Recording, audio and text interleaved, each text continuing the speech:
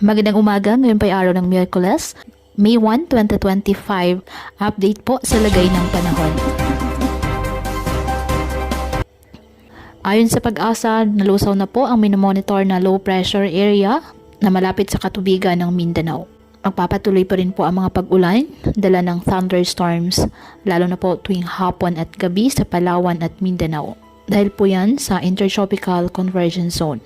Ang ITCZ ang nakakaapekto sa Palawan at Mindanao at easterlies naman ang nakakaapekto sa nalalabing bahagi ng ating bansa. Ang easterlies po ay mainit na hangin na nagmumula sa dagat, Pasipiko. Ngayong araw, ang Mindanao at Palawan ay makakaasa po ng maulap na kalangitan na may kalat-kalat na pag-ulan at thunderstorms na dulot ng nasabing ITCZ.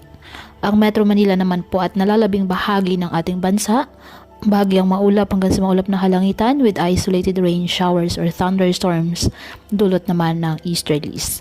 Paalala, posible pa rin mga pagbaha at pagguho ng lupa, lalo na kapag may severe thunderstorms. Kaya patuloy po na mag-ingat at ugaliin po na magdala palagi ng payong o kahit anumang panangga sa ulan sa tuwing lalabas ng ating mga tahanan.